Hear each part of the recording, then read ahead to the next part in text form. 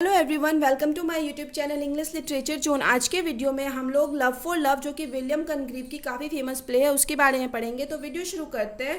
Video जो है काफ़ी इजी लैंग्वेज में होगा। वीडियो के थ्रू अगर आपका हेल्प होता है आपके सिलेबस का है तो प्लीज़ आप लोग वीडियो को लाइक करना, चैनल को सब्सक्राइब करना और कमेंट करके बताना वीडियो आपको कैसा लगा। और इस वीडियो में ना हम लोग लव फॉर लव की तो समरी पढ़ेंगे ही, but love for love as a comedy of manner अगर आपको क्वेश्चन आता है तो आप उसका आंसर कैसे लिखोगे, इस चीज़ पे भी फोकस करेंगे। इट मीन्स इसमें समरी के साथ साथ as a comedy of manner दोनों डिस्क्राइब किया हुआ है लव फॉर लव को।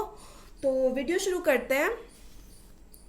Love for love is the perfect example of comedy of manner. Comedy of manner का परफेक्ट एग्जाम्पल है बिल्कुल love for love, written by William Congreve, जिसको कि लिखा गया विलियम कनग्रीव के द्वारा। ठीक है, इसको लव फॉर लव अगर आपको क्वेश्चन होता है as a comedy of manner तो आपको ऐसे ही लिखना है। Who is known as supreme master of comedy of manner, जो कॉमेडी ऑफ मैनर के सुप्रीम मास्टर, इट मीन सर्वोच्च मास्टर्स के रूप में जाने जाते हैं। The comedy of manner is also known as the restoration comedy, जो कॉमेडी ऑफ मैनर्स है जो रेस्टोरेशन कॉमेडी के नाम से भी जाना जाता है।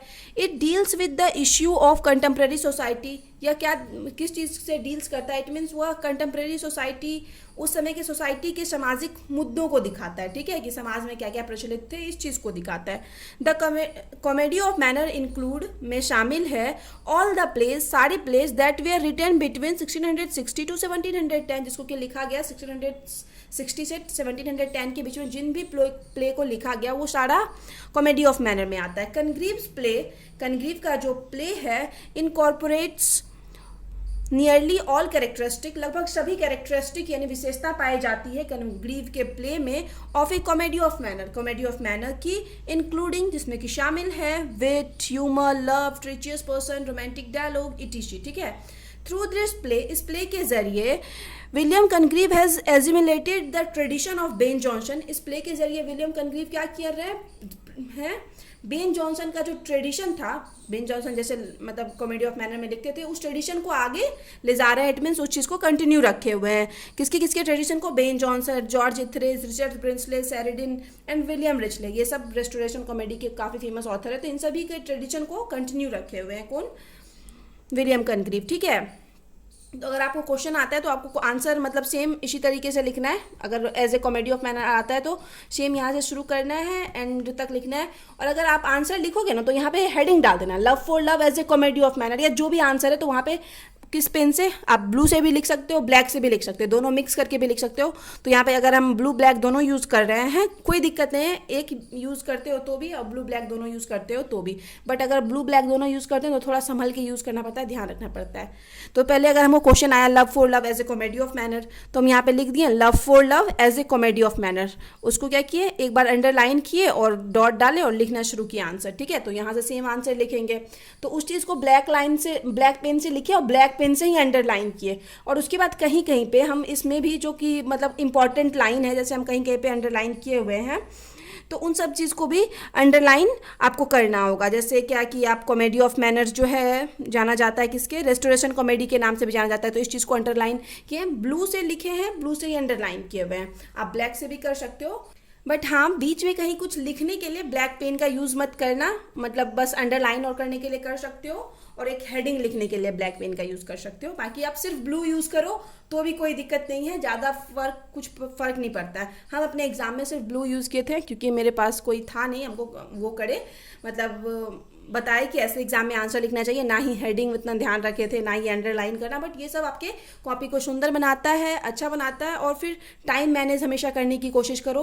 अगर 3 घंटे में 4 से 5 क्वेश्चन लिखना है, उसके बाद एक्सप्लेनेशन लिखना है, ऑब्जेक्टिव लिखना है ना, तो कैसे आप 25 मिनट में एक आंसर को लिखोगे कि आपका 3 घंटे में 4 आंसर के साथ एक्सप्लेनेशन सब कंप्लीट हो जाए। इस चीज़ की भी प्रैक्टिस करो, जिनका भी एग्जाम है, एग्जाम में टाइम है तो ठीक है। तो आंसर याद करने के बाद ना उसको लिखने की प्रैक्टिस कंफर्म करना कि 25 मिनट में, 20 मिनट में, जिस हिसाब से आपके एग्जाम में 3 आवर में सारा कुछ कवर अप हो जाए, उसकी प्रैक्टिस करो।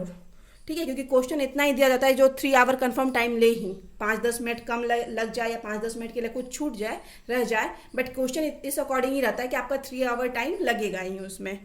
ठीक है, तो ये थोड़ा सा एग्जाम से रिलेटेड था टिप्स, ताकि आप लोग को प्रॉब्लम ना हो एग्जाम में। तो अब आगे हम शुरू करते हैं नोट्स को अलदाओ। हालांकि comedy of manners become very popular because of its technical presentation. Comedy of manner जो है काफ़ी ज़्यादा सक्सेसफुल रहा क्योंकि पॉपुलर हुआ, प्रसिद्ध हुआ अपने टेक्निकल प्रेजेंटेशन की वजह से। Main target of the writer of comedy of manner के जो राइटर्स थे उनका जो मेन टारगेट होता था to show the social follies, मतलब समाज में एक जो मतलब गुडनेस की कमी थी ना, अच्छाई की कमी थी, मूर्खता थी, उस चीज़ को दिखाना। प्रिवलेंट इन देयर टाइम, जो कि उनके टाइम में थी। Love for love content satirical element, love for love में व्यंग्यात्मक तत्व भी है, including the element of love, जिसमें कि शामिल है कौन कौन सा satirical, love, marriage, treacherous person, romantic dialogue, ये सब है जो कि कॉमेडी ऑफ मैनर्स का एक कैरेक्टरिस्टिक विशेषता होती है। डेप्थ, विथ, ह्यूमरस, ये सब शामिल है। Which are essential ingredient of comedy of manner, जो कि इसेंशियल इंग्रेडिएंट है कॉमेडी ऑफ मैनर के लिए, ठीक है।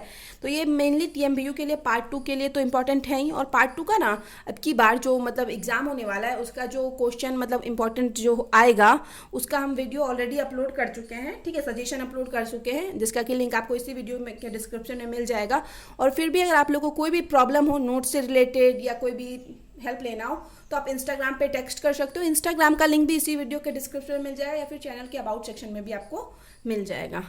फिर आगे है love for love is one of Congreve's 2 best play. Congreve का 2 बेस्ट प्ले में से लव फॉर लव एक है, and the other being the way of the world, और दूसरा जो प्ले है the way of the world. हम the way of the world as a restoration comedy या फिर as a comedy of manners पे ऑलरेडी वीडियो अपलोड कर चुके हैं। The play consist of 5 acts, और ये जो हम लोग का प्रेजेंट प्ले है लव फॉर लव उसमें 5 एक्ट है। It was first performed in 1695, इसको 1695 में पहली बार परफॉर्म किया गया at the Lincoln's inn field में।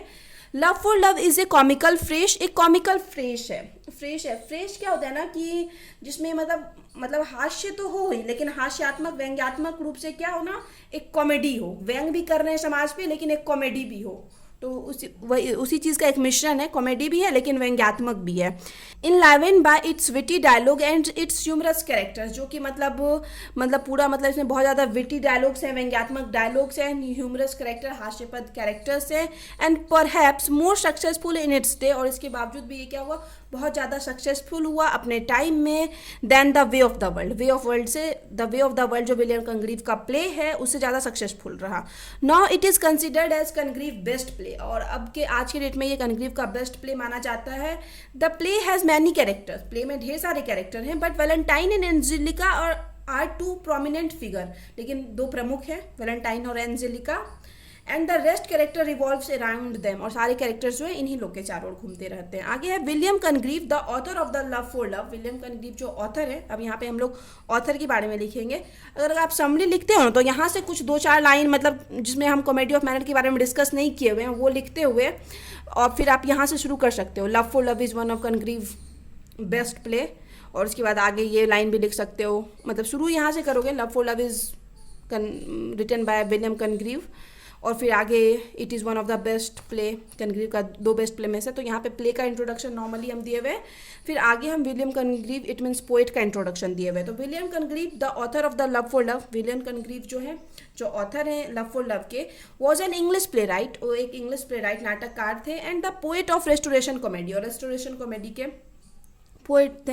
ही is mainly known for his satirical dialogue, mainly व्यंग्यात्मक डायलॉग के वजह से जाने जाते थे, and influence on the comedy of manners style of that period, और अपने पीरियड में उन पर जो कॉमेडी ऑफ मैनर्स का उनके राइटिंग में जो असर था उसके लिए जाने जाते थे। He started his literary career with, ये अपनी करियर की शुरुआत किए with the play the old bachelor, ठीक है, द ओल्ड बैचलर नामक प्ले से अपने करियर की शुरुआत की है। He wrote only 5 plays from 1693 to 1700, 1693 से लेके 1700 तक में वो 5 प्ले लिखे, इंक्लूडेड जिसमें शामिल है the old bachelor, the double dealer, love for love, the morning bride and the way of the world, ये सब शामिल है। फिर आगे हम लोग देखते हैं the play start with Valentine, play जो शुरू होता है वैलेंटाइन से होता है, the eldest son of sir Samson, जो कि सर सैमसन का एल्डेस्ट यानी सबसे बड़ा बेटा है। He is deeply in depth, ये पूरी तरह से डेप्ट कर्ज में है, and hounded by his creditors, और अपने क्रेडिटर से घिरा हुआ है, इट मीन्स इससे मतलब जो कर्ज इसको दिए थे ना वो इससे पैसा लेने के लिए इसको आए हुए हैं और इसको चारों तरफ से घेरे हुए हैं। So he has locked himself in his chamber, इसलिए क्या किया, खुद को एक चैम्बर में लॉक कर लिया है, टू एस्केप देम मतलब इन सब से बचने के लिए। His servant Jeremy is still attending to him, अब उसका जो सर्वेंट है, नौकर है जर्मी, वो अभी भी इसके साथ है। एंड ब्लेम्स वैलेंटाइन, और वैलेंटाइन को ब्लेम करता है तो एक्स्ट्रावेगेंस स्पेंडिंग की, तो ये जो फिजूल खर्चा करता है ना वैलेंटाइन, जिसकी वजह से वैलेंटाइन के ऊपर कर्ज है, तो इस वजह से वैलेंटाइन के ऊपर मतलब थोड़ा ब्लेम करता है कि मतलब आपकी वजह से है, आप इतना खर्च करते हैं। फॉर हिज करंट ट्रबल, कि आपका जो करंट ट्रबल है, परेशानी है, इसकी वजह सिर्फ आप हैं, आपका एक्स्ट्रा खर्चा है। वैलेंटाइन हाउएवर इंसिस्ट, हालांकि वैलेंटाइन यहाँ पे बोलता है that his spending was only an attempt to win over Angelica, कि वो जो पैसा खर्च करता है वो बस एंजेलिका को दिखाने के लिए, उसका दिल जीतने के लिए करता है। ए वेल्दी यंग वुमेन, जो कि एक पैसा वाली यंग वुमेन रहती है। While Jeremy and Valentine friend Scandal believe that Valentine's pursuit is hopeless, कि वैलेंटाइंस का जो भी काम कर रहा है ना वो होपलेस, मतलब ऐसा कुछ नहीं होगा कि उसको फायदा होगा, ठीक है, वैलेंटाइन को। और किसको किसको ये चीज़ लगता है, वैलेंटाइन के फ्रेंड स्कैंडल को, और फिर वैलेंटाइन का जो नौकर है, सर्वेंट है, जर्मी को। वैलेंटाइन मेंटेन्स दैट, यहाँ पे वैलेंटाइंस कहता है that he will win Angelica, मतलब हुआ एंजेलिका का दिल तब भी जीत लेगा, एंजेलिकाज लव, एंजेलिका का प्यार, even in his poverty, it means गरीबी में भी, अगर वो सब जैसे सबसे पैसा ले रखा है, वो चीज़ नहीं भी रहे उसके पास, तब भी वो एंजेलिका का प्यार जीत सकता है। Sir Samson is a cunning man, अब जो एक सर सैमसन है तो वो कनिंग मैन है, यहाँ हम बताए थे ना वैलेंटाइन सर सैमसन का बेटा है, तो ये कनिंग मैन धूर्त इंसान है। सो ही टोल्ड वैलेंटाइन, इसलिए वो वैलेंटाइन को बोलते हैं that he will pay of Valentine's डेब्ट, कि वो वैलेंटाइन का सारा कर्ज पे कर देंगे with lump sum of 4,000 pound, 4,000 pound paid करने के बाद वैलेंटाइन का सारा कर्ज पेड कर देंगे। If Valentine will agree to sign over his inheritance, की साइन कर देता है अगर अपने इनहेरिटेंस, इट मीन्स संपत्ति, to his younger brother Ben, कि अपनी संपत्ति इस चीज़ पे साइन कर देता है कि वो अपनी सारी संपत्ति क्या दे रहा है, अपने छोटे भाई बेन को दे रहा है, ठीक है। बट वैलेंटाइन रिफ्यूजेज, वैलेंटाइन क्या करता है, यहाँ पे मना कर देता है। यहाँ पे एक चीज़ और है कि बेन का ना कहीं कहीं पे नाम आपको बेंजामिन भी देखने को मिलेगा, तो ये चीज़ ध्यान रखिएगा। The heroine of this play, इस प्ले की जो हीरोइन है Angelica, lives with his uncle and aunt Mr and Mrs Foresight, heroine जो है इस प्ले की अपने आंट और अंकल मिस्टर और मिसेस फोरसाइट के साथ रहती है। Mrs Foresight is the second wife of Mr Foresight, Mr Foresight की दूसरी वाइफ है Mrs Foresight. Mr Foresight is an astrologer by profession, profession से एस्ट्रोलॉजर है mister foresight. He has a marriageable daughter, उनको एक क्या है, शादी करने के योग्य बेटी है, नेम्ड मिस प्रियू, जिनका नाम है miss Prue. Sir Sampson wants his younger son Ben, sir Sampson चाहते हैं कि जो उनका छोटा बेटा है बेन यानी Benjamin, should marry to Miss Prue, वो क्या कि शादी कर ले मिस प्रियू से। ऑन द अदर हैंड, वहीं दूसरी तरफ Mrs Foresight sister Frail, Mrs Foresight की जो बहन है Frail, also wants to marry with Ben, ये भी चाहती है बेन से शादी करना, to secure her own social and financial standing, ताकि वो खुद को सिक्योर कर सके सोशल समाज में, और फाइनेंशियल रूप से, मतलब नहीं होता है बेन के पास पैसा था, बेन के पिता सर सैमसन के पास, तो चाहती है कि उससे शादी कर लेंगे तो थोड़ा मतलब नहीं होता है सोशल फाइनेंशियल खुद को सिक्योर कर लेंगे पैसे से। Miss Frail decides that, Miss Frail जो है मिसेस फोरसाइट की जो सिस्टर है वो डिसाइड करती है कि वो क्या करेगी, she would break up the marriage, वो इस शादी को तोड़ देगी between Ben and miss Prue, जो मिस प्रियू और बेन के बीच है, in order to marry Ben herself, ताकि वो खुद शादी कर सके बेन से। व्हेन सी नोज दैट, जब उसको पता चलता है बेन हैज़ इमिनेंट फॉर्च्यून, कि बेन के पास ढेर सारा पैसा है, ढेर सारा संपत्ति है, तो ठीक है ये चीज़ डिसाइड करती है कि वो शादी तुड़वा देगी।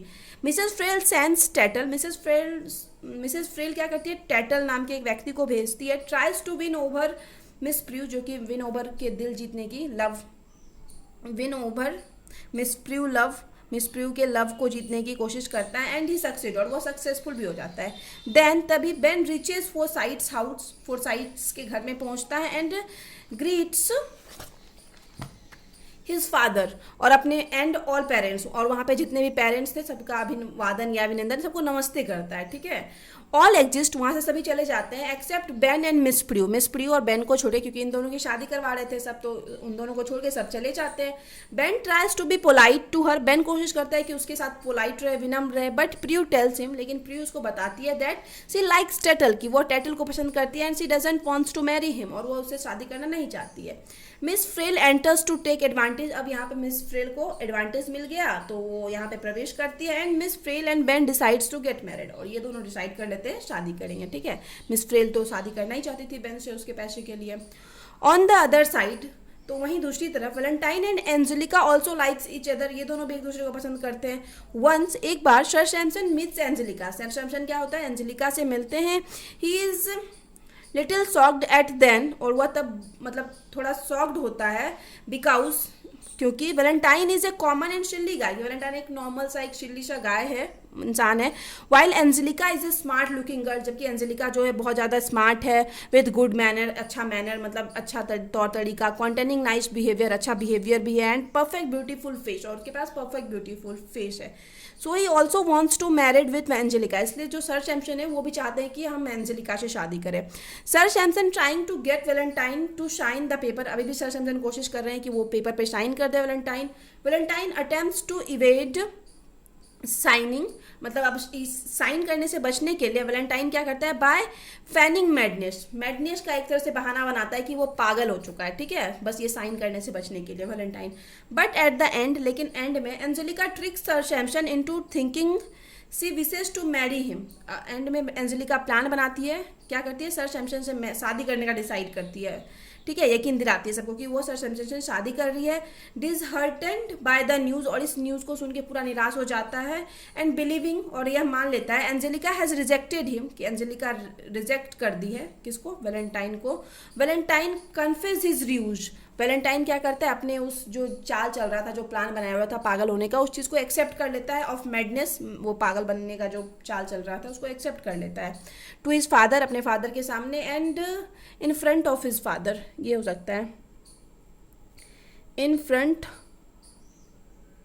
ऑफ हिज, अपने फादर के सामने ये चीज़ एक्सेप्ट कर लेता है। एंजेलिका चूज वैलेंटाइन, अब एंजेलिका वैलेंटाइन को चूज करते हैं बिकॉज हिज सेक्रीफाइस, उसके सेक्रीफाइस की वजह से, क्योंकि क्या किया वैलेंटाइन, मतलब अपना पैसा छोड़ दिया एंजेलिका के प्यार के लिए, साइन कर दिया, because of his sacrifice, and declares her love, और अपना लव डिक्लेयर करती है फॉर हिम, उसके लिए। And the play ends with, और प्ले इस चीज़ के साथ खत्म हो जाता है, देम फाइनली कमिंग टुगेदर, कि वो दोनों क्या होते हैं, फाइनली एक साथ आ जाते हैं, as a true love for love match, मतलब ट्रू लव प्यार जो होता है प्यार के लिए होता है, तो इस चीज़ के लिए दोनों एक साथ आ जाते हैं, इसके साथ ही प्ले खत्म हो जाता है। अब आगे है थ्रू दिस प्ले, इस प्ले के जरिए विलियम कनग्रीव नाइसली रिमार्क्स, नाइसली व्याख्या करते हैं, love stands only for love, ठीक है, इसको भी अंडरलाइन किए हुए हैं, लव जो है सिर्फ लव के लिए स्टैंड होता है, मतलब लव के लिए होता है, note for personal and political interest, मतलब कोई अगर प्यार कर रहा है तो इट नॉट मीन्स कि वो अपने पर्सनल और पॉलिटिकल इंटरेस्ट को देख के कर रहा है, बाकी सबका जो मतलब इस प्ले में प्यार दिखाया गया, सर सैमसन जो है कैसे मतलब एंजेलिका से बूढ़े होने के बावजूद, वैलेंटाइन और बेन उनका बेटा है, कितने बूढ़े हैं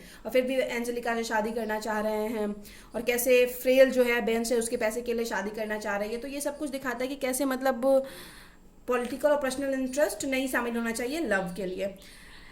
फिर आगे है so as a comedy of manner, इसलिए एक कॉमेडी ऑफ मैनर्स के रूप में love for love presents a vast vista of a contemporary restoration society, मतलब उस टाइम समय के रेस्टोरेशन सोसाइटी के एक बड़े पैमाने पे दृश्य को पेश करती है, एक मतलब वहाँ के एनवायरनमेंट को पेश करती है। थ्रू द प्ले के जरिए कनग्रीव हैज़ प्रूव्ड, कनग्रीव ये चीज़ प्रूव करते हैं, प्रूव्ड हिज कैपेबिलिटी, अपनी योग्यता को प्रूव करते हैं, and presents A true picture of a comedy of manner, और एक कॉमेडी ऑफ मैनर का ट्रू पिक्चर हम लोग के सामने प्रेजेंट करते हैं इस प्ले के जरिए, ठीक है। तो यहाँ पे प्ले खत्म होता है। आपके लिए हेल्पफुल रहा तो प्लीज़ वीडियो को लाइक करना, चैनल को सब्सक्राइब करना और कमेंट करके बताना वीडियो आपको कैसा लगा, और अगर भी कोई डाउट है ना तो आप इंस्टाग्राम पे टेक्स्ट कर सकते हो, और